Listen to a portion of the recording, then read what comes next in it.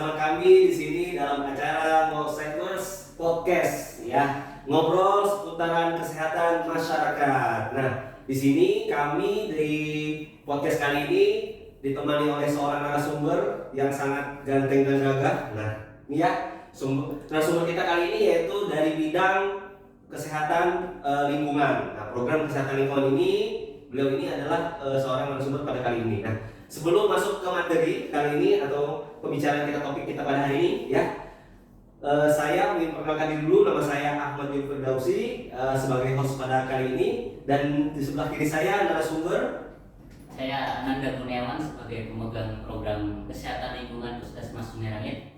Ya, nah beliau ini adalah pengelola program kesehatan lingkungan ya, biasa dipanggil Mas Wawan. Nah, oke, pada kali ini topik yang akan kita bahas yaitu adalah masalah sanitasi total berbasis masyarakat. Oke, yang dikenal di lingkungan kesehatan itu adalah namanya STBM. Nah, mungkin masyarakat belum tahu nih apa itu STBM. Kira-kira apa Mas STBM itu, Mas? Baik, untuk SDBM sendiri itu mencakup 5 pilar. Yang pertama itu stop buang air besar sembarangan. Yang kedua, cuci tangan pakai sabun di air yang mengalir. Yang ketiga, pengelolaan air minum.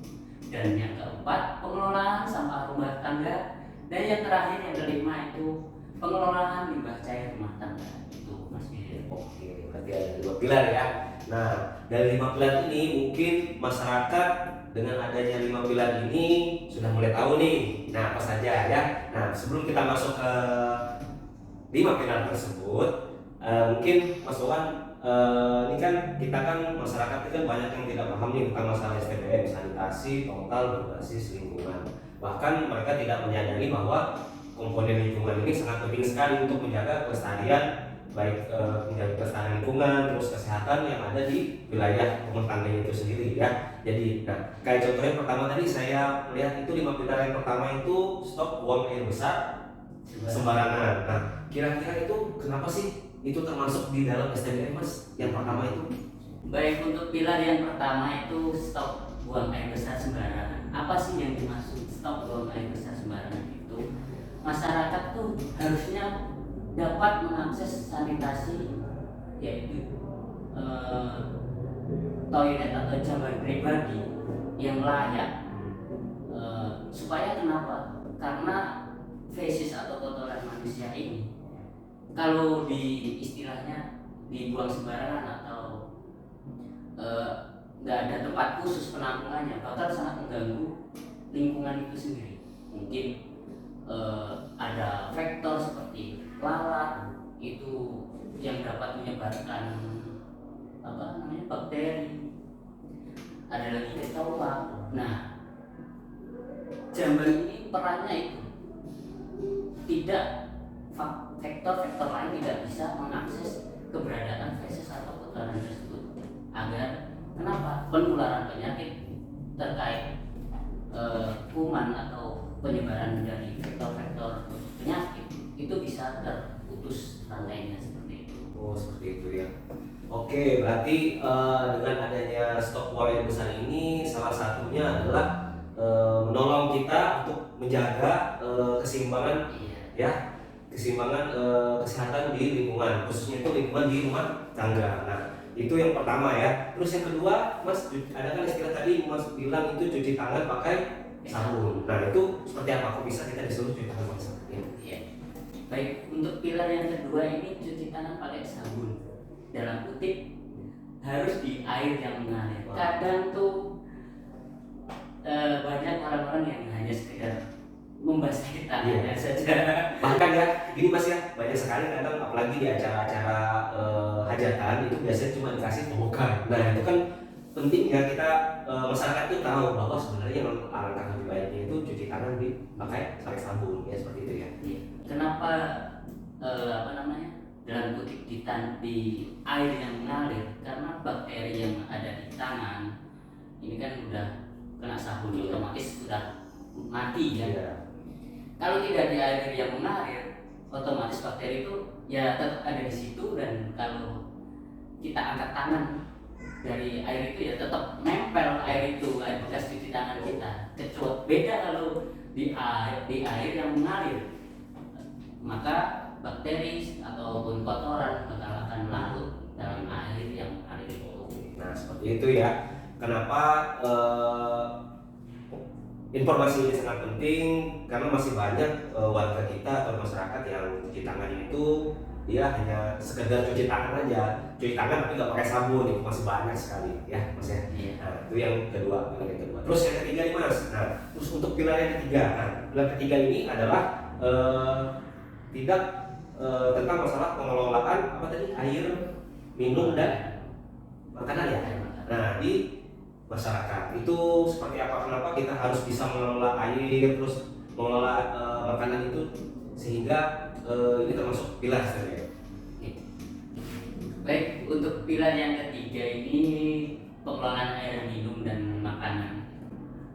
Karena minum dan makanan ini sebagai kebutuhan kita, kebutuhan sehari-hari, ya kan, menjadi peran sangat penting terhadap kesehatan pada diri kita, teman. Contohnya minum, pengelolaan minum. Sekarang udah banyak yang jualan air isi ulang olahan ya, seperti isi ulang kayak gitu. Tapi di wilayah Serang ini sendiri masih banyak juga yang menggunakan air minum yang bahan bakunya dari sumur. Nah, pengelolaan ini sendiri ini sangat penting.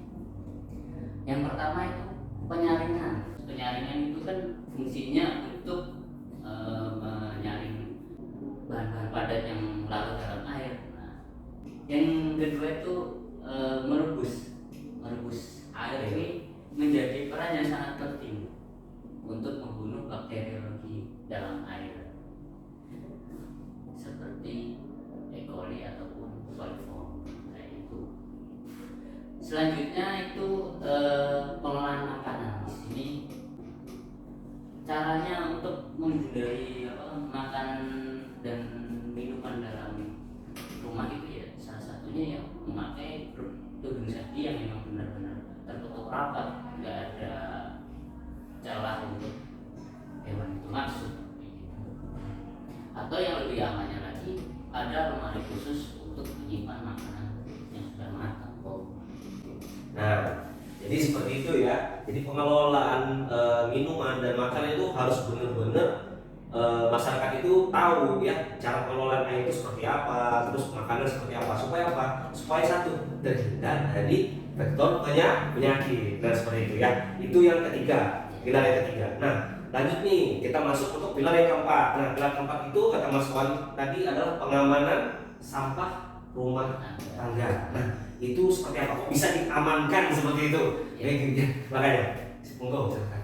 Baik, untuk pilar yang keempat ini terkait sampah rumah tangga. Kenapa sampah rumah tangga menjadi salah satu pilar SDGM? Karena sampah sendiri itu merupakan sarang atau media berkembang biaknya umat.